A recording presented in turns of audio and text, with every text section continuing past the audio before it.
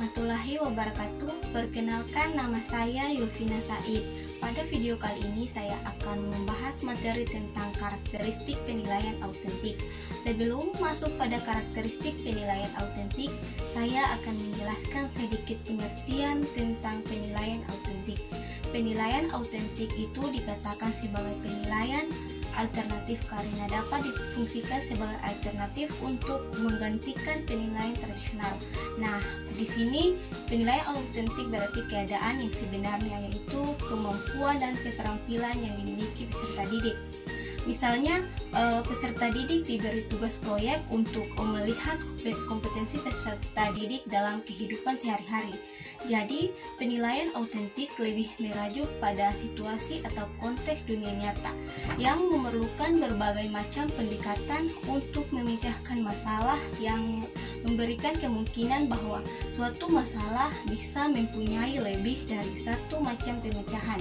Selanjutnya, tujuan penilaian autentik yaitu untuk mengukur berbagai keterampilan dalam berbagai konteks yang mencakup situasi di dunia nyata, di mana keterampilan-keterampilan tersebut biasa digunakan, misalnya penugasan kepada pembelajar untuk membaca berbagai teks berupa fakta, menulis topik-topik tertentu sebagaimana halnya di kehidupan nyata.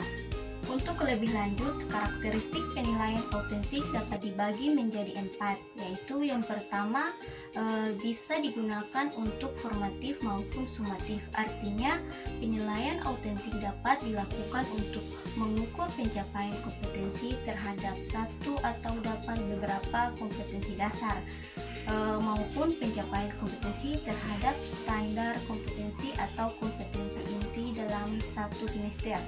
Kedua, mengukur keterampilan dan performatif, bukan mengingat fakta. Artinya, penilaian autentik itu ditujukan untuk mengukur pencapaian kompetensi yang menekankan aspek keterampilan dan kinerja, bukan hanya mengukur kompetensi yang sifatnya mengingat fakta atau hafalan dan ingatan. Ketiga, berkesinambungan dan terintegrasi. Artinya, dalam melakukan penilaian autentik harus secara berkesinambungan atau terus-menerus dan merupakan satu kesatuan secara utuh sebagai alat untuk mengumpulkan informasi terhadap pencapaian kompetensi peserta didik. Keempat, itu digunakan sebagai feedback. Artinya, penilaian autentik yang dilakukan oleh guru dapat digunakan sebagai umpan balik terhadap pencapaian kompetensi oleh guru peserta didik secara komprehensif.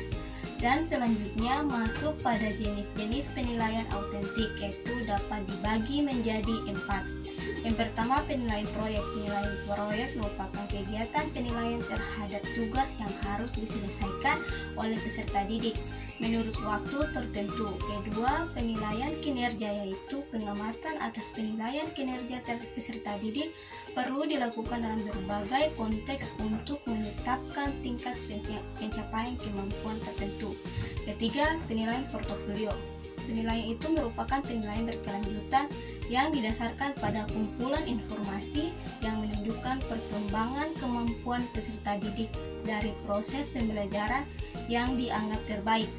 Dan yang terakhir yaitu penilaian tertulis berbentuk uraian atau esai yang menuntut peserta didik mampu mengingat, memahami, menerapkan, menggali, menganalisis, dan sebagainya yang sudah dipelajari.